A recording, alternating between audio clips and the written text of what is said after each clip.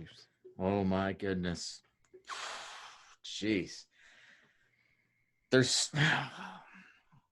First move. you have to try to start on the back end. You got to try to start to fix the defense. Now, how that happens, that's what we can talk about. How do you fix the okay, here we go. Ready? Yep. Morgan Riley, Cody Ceci, Justin Hall, Jake Muzzin, Travis Dermott, Tyson Barrie, Marty Marincin, Sandin Liljegren. There's 9 guys. I think they took another dude in the bubble with them too, but those are the top 9 guys right now. Ceci, sayonara, 4.5 million out the door. Barrie, 2.5, hit the fucking bricks. Tyson Barrie, never want to see that fucking dude ever again. Riley's still under contract. Hall's under contract. Muzzin's under contract. Dermott's an RFA. Rinsen's under contract. What the fuck? Okay. I hope that's the last game that he ever plays as a Leaf too, but I doubt that's fucking true. No, he'll probably play opening night. Jesus. So in the system, you got Sandin and Liljegren. Are both of those guys, they're rookies. Are they both in the lineup come opening night? Mm-mm. You don't think so? I don't know. They might have to be.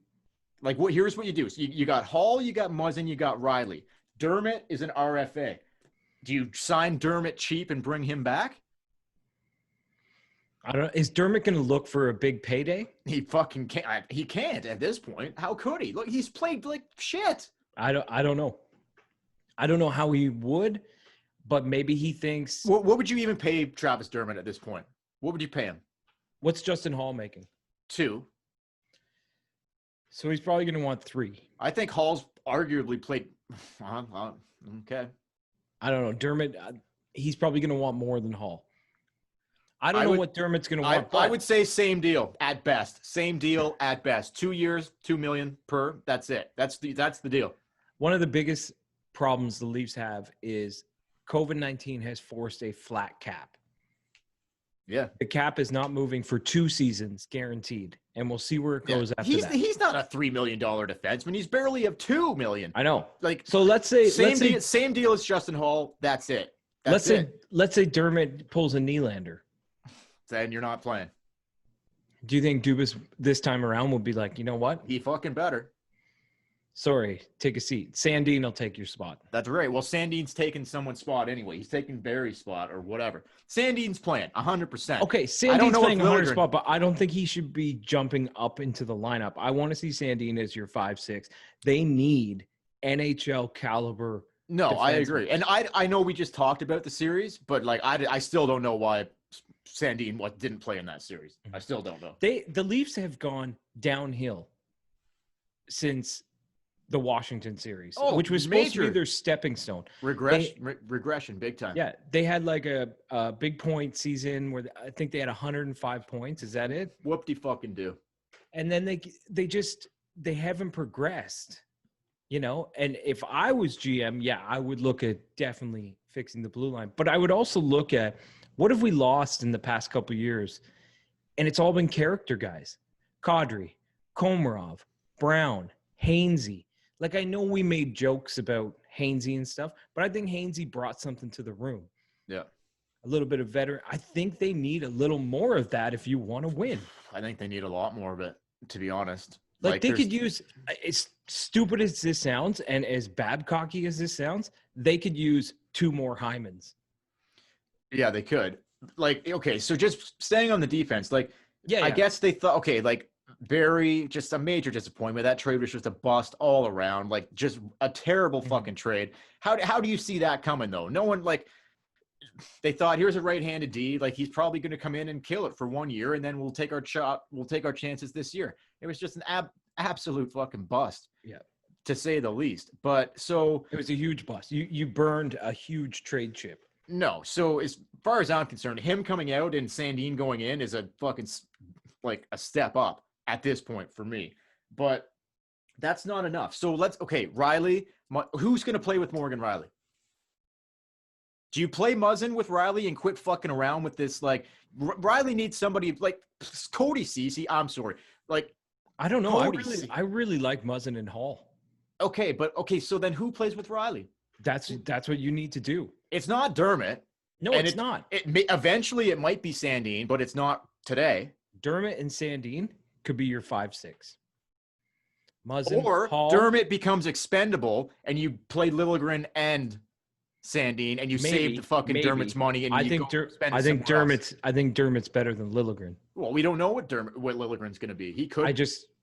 I think he is. Dermott's got. You want to keep as much experience as you can. I mean, if you want to win now, you don't do it with this defense. It's not going to happen. Okay, but yet we're talking about bringing guys back like Dermott and Hall and Muzzin. And there's 5 of your fucking 6. So, so they're going to bring in one guy and it's going to be. But they need to bring in a big guy, not a Tyson Barrie. They need to bring in another Muzzin, but a right-handed Muzzin. And all of a sudden, like, think about Columbus and how big of a loss it would have been had Zach Werenski not played. Oh, it would have been huge. And they got Seth Jones on top of that. Yeah. Right? Yeah. They need their Zach Werenski. They need another. They have Morgan Riley. They need another one, a right-handed shot to play. And then you have Muzzin and Hall as 3-4. I'm fine with that. And then a speedy Dermott Sandin is 5-6.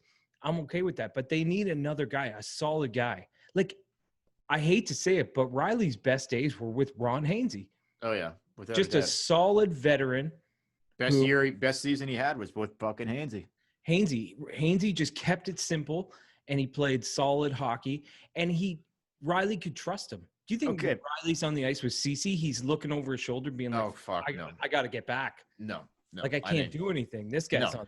But that's why Muzzin would make the most amount of sense to play with Riley, to be honest. Why don't you put Muzzin? Why don't you find another Muzzin?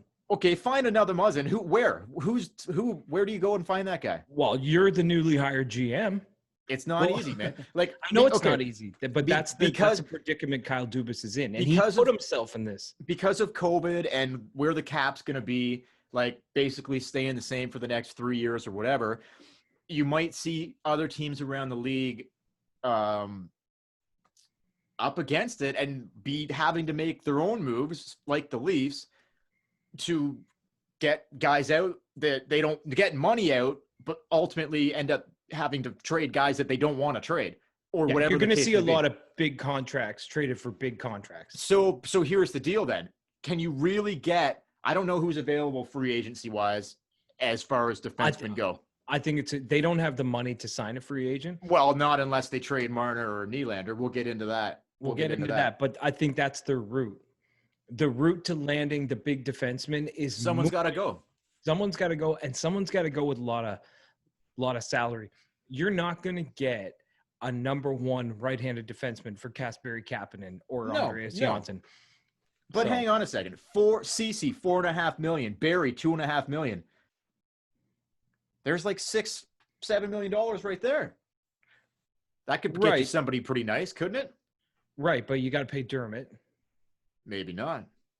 So, but Dermott right now is on an entry-level contract, so he's going to get at least a couple $1 million raise.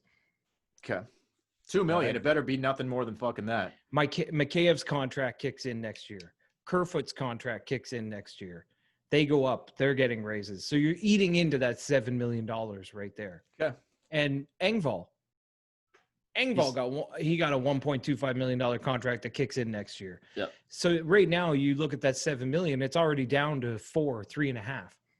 It's not enough. It's not enough. No, it's not. Okay, fair enough. They don't have anybody coming in the system, as far as I know, defense-wise or even forward-wise, that like other than Robertson, Sandy, like the guys we've already talked about. Other than those guys, there's nobody coming. There's nobody like left on the Marlies that's going to come in and make a difference. They've depleted it, and so it's got to come from outside. So. And you're not getting anybody in this year's first round. Oh, fuck. Because the New York Rangers won the draft lottery. So the Leafs would choose 13th overall, but that has gone to Carolina in the Patrick Marleau deal. Yeah, that makes just nice cherry on the top. Nice cherry on top.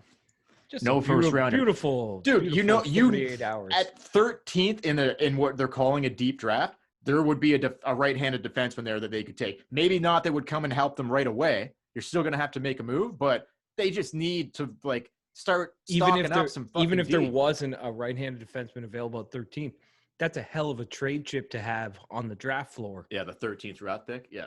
Yeah, when you have a first round 13th draft pick and someone who just won a cup Yeah. is looking to let go of a veteran defenseman, and you're like, hey, you want to move up 20 spots? Right. They don't have that. No, you're right. And so, but at this point, all we know is they need to fix that defense. But how are you really going to fix it if you bring back 5 of the same fucking guys and only one different guy? Is that enough to do it? Because then you'll have Muzzin and maybe another Muzzin like to play with Riley. Is that going to be good enough? And then we wait and see what Sandin and Liljegren are, or we wait and see if Dermott can step up. If you can get some depth guys, but you really only have the room and the assets to bring in one big guy. And then if you want to go and get, like they do on the forwards, they plug in $1 million guys in the bottom 6. If you want to go pick up a few defensemen like that, fine. But they don't have the assets or the cap space to go out and bolster the defense with 5 Morgan Rileys. No, they don't. They just can't do it. No. They need one guy like Tyson Barrie, but not Tyson Barrie. You know what I mean? They don't need a guy like that. That's the last thing they fucking But that's what they need to do. They need to make a trade like they did for Tyson Barrie. Maybe a guy who's coming off the end of his contract, and they might only get a year or two before he needs a big payday. Dubas takes heat for that trade, myself included. That wasn't the original trade he wanted to make. You know that, right? There was a deal with the Flames where he was getting TJ Brody. TJ Brody was the original target. It was going to be Brody. I don't know if there was going to be somebody. It might have just been Brody for Kadri straight up. You're aware of this, right? Kadri Kibosh, the whole thing. That was Dubas' first fucking choice. Tyson Barrie was plan B, not plan A. Just so everyone listening knows that out there in case you didn't know that. And sometimes TJ Brody was the original plan. Sometimes no plan is better than plan B. Well, I mean, yeah, I get it, but yeah, I knew that. But he did. Kerfoot hasn't been great, but he did weasel Kerfoot in the trade. So at least it wasn't 1-for-1, because I believe the Kadri Brody was a 1-for-1. So he did get Kerfoot to bolster it a little bit, but Kerfoot did shit. No, I keep Kerfoot around. The only reason why I keep him around is so that you can leave him unprotected and Seattle takes him in the expansion draft. There you go. Only reason I'm leaving, or maybe Engvall gets taken. I don't know. One of those bottom guys is getting taken in the expansion draft. It could be Cappy or Johnson, but I'd rather trade one of those guys and get something than lose them to Seattle for fucking nothing. Yeah. But Kerfoot. Well, then you should do that now. You should do that before the expansion draft. Make the trades you need to make, know what your roster is, and then know who you want to put on the expansion. The expansion draft isn't until next summer. Right. But make your trades this year. I mean, you have the offseason, the season, and then the trade deadline. Okay, so is there anybody off the top of your head, like as the playoffs go on, like different guys might become available, defenseman-wise, forward-wise, whatever. Is there anybody off the top of your head, defenseman-wise, that either is still playing or is not playing anymore, that realistically they could target and make work? I'm not talking about fucking like Doughty or Brent Burns or like Erik Karlsson. Like I'm a realistic somebody. Like it depends on, I guess, on. It'll depend on how these playoffs go. Because if someone is PK Subban completely out of the question? Yeah, I would say. Is he a righty or a lefty? He's a righty, but you can't take his $9 million contract. Well, it depends who you get rid of. It's true, but would you be willing to trade a Nylander for a PK Subban? I don't know. I don't know. I'll tell you what. I thought trading him for Shea Weber was an insane trade for the Montreal Canadiens. That trade doesn't look so fucking insane to me right now. No. Well, then why would you want to take on PK Subban? I don't know. Nashville did, and it didn't work out for them. I know. Toronto. They ended up trading him. Maybe just coming home to the Leafs would do. I'm not saying I want PK. I'm just thinking like a guy that you could. They would trade him. They would trade. New Jersey would trade. What you need to do. You need to look no further than the team you just played. Columbus had Ryan Johansson. Yeah. Right? Yeah. He was probably in the same category as a William Nylander. Tons of skill, tons of talent. Good player. Going to be a 2 center, maybe a 1 center. Good player, but not in the same league as fucking Seth Jones. No, but to Columbus. He was a high draft pick. He was their top prospect. Sure. And they parted ways with him for a defensive top prospect. And they won that trade because Ryan Are you kidding me? But maybe that's what the Leafs need to do. They need to look at the top 4 and say, you know what? Is it worth parting with Nylander? How long was Jones get this guy? How long was Jones in Nashville for before that trade went down? They drafted him. He played at least a couple seasons there, but why the fuck did they trade him? Just because they needed nobody could score, and they had other defense that they thought they had deep defense. Yeah, right. And Nashville still they lost Seth Jones, but they still have really good defense. So it didn't really hurt them. It's just when you look at it, Seth Jones has outplayed Brian Johansson, but it's not like Nashville can't play defense all of a sudden. They always had deep defense. They are like the Leafs on offense. Like if the Leafs lose William Nylander, it might hurt, but I'm sure they'll find some way to replace his 25 goals. Yeah, I don't know, Nick Robertson maybe? They got Nick Robertson. They got maybe a healthy Janssen. I don't know, something. Yeah. It's just if you can move Nylander and bring in something that will actually help you now, because they got Nylander losing. No, I know, but is there specifically anybody that you can think of, like a Seth Jones? You're not going to get a Seth Jones. Well, there's tons of guys, but who do I think would be traded? Well, is there a young guy maybe you could try TJ Brody again? It wasn't Brody that didn't want that trade to happen. It was exactly. But I don't even know how old Brody is, and I don't even know if he's the answer really. But if that's the guy you want, he would have been better than Tyson Barrie. I know that for fucking sure. But yeah, Calgary got fucking beat anyway, did they not? To fucking who they? Yeah, TJ Brody. Did Calgary beat? Is Calgary still playing? TJ Brody's a UFA. Is Calgary still playing? They beat. They beat Winnipeg, right? Yeah. Okay. Yeah. So UFA. Well, there you go. There's a guy that maybe they will turn go back on. But I'm just trying to think of a kid, a solid defenseman that has been drafted lately that is played well, but maybe the team needs offense. I can't think of anything off the top of my head. But that's a good way of looking at it. Instead of looking for individual players, look at teams that need help offensively. Teams that can't score. Nylander's coming off of teams that are rebuilding. Look at a Detroit. Someone who would take a 24-year-old William Nylander. Yeah. That's what you got to do. I wouldn't trade him in the same division personally, but actually maybe I would. I'm not even that fucking scared. He's not going to come back and fucking bite them anyway. I think he's going to be a good goal scorer, but I don't know. He's just part of something's got to give here. Something's got to give. Yeah. You have too much. You have too much in one end. As a team, you have so much up front and you're so bare bones on the back end. Something's got to give. I know that Dubas loves this group and wants to grow them together and find a way to, I don't know what his plan is exactly with the defense. He never really addresses it. Yeah.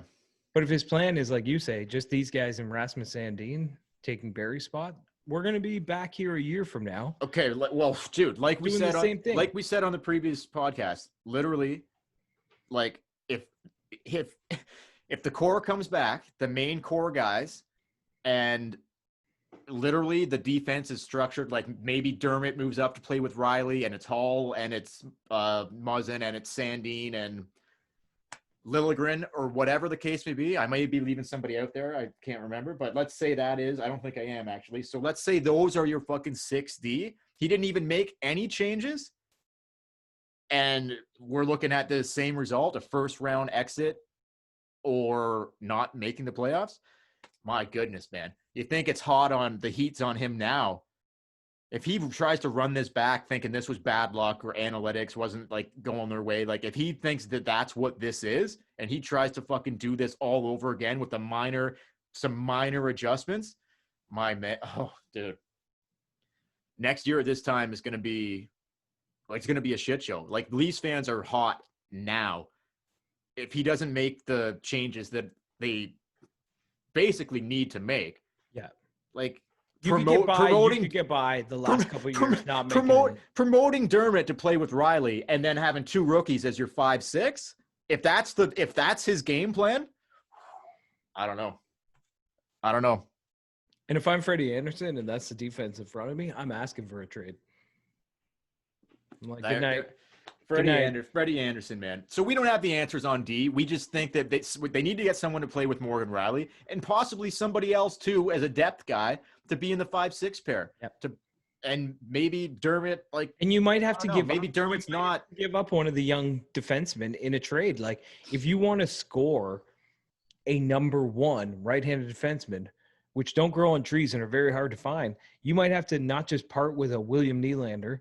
You might have to part with a William Nylander and a Rasmus Sandin or Timothy Liljegren. Yeah, I don't think they'll trade Rasmus Sandin. Liljegren might become expendable. Like, I don't know. I think outside of Austin Matthews, I hate there trading. Is nobody on this team I wouldn't trade. No, fair enough. But those guys aren't even on the team. We don't know what they're going to be yet. They could help. We don't know for sure that they can't help. But them. you're trying to win today. I know that. I'd rather. This is what teams do that try to win. They take guys that they don't know what they're going to be. And I'd rather trade Dermott than Rasmus Sandin because I've seen a size amount of what Dermott can do, and I think Sandin will do more than that. If I'm the other GM, I know. No, I want Sandin. I know for the exact same reason. I know what I'm getting with Dermott, and if I'm rebuilding, I'll take Sandin and take my chances with him. I know. I hate giving up on guys that are so young that you don't know what they're going to be, especially defensemen. Oh, that's right. Dangerous. They don't want to trade Sandin. I don't feel like they're shopping Sandin, but what I'm saying is it may get to the point where you have to make the decision that you may have the player of your dreams, but the GM saying, I'll do this, but Rasmus Sandin has to be a part of the deal. And then you have to say, well, we could win a cup with this guy. Do we do it, or do we say, no, we better see what Rasmus Sandin does and then get knocked out in the first round again? And for Dubas, it'll be even harder because his job's on the line. Yeah, I know. Yeah, he's on the hot seat now, big time. He might not be around to see Rasmus Sandin ever come to life in Toronto. That's true. But he also doesn't strike me as like a knee-jerk general manager. I think he's not at all. He's going to stick to what he thinks, but I think that there's going to be a lot of meetings between him and Shanny and Dubas and Keefe about like what needs to change here. It's pretty glaring to the fan base and most of the media. I'm sure these fucking guys who seem like three smart guys to me can figure this fucking shit out. There's no reason why they shouldn't be able to.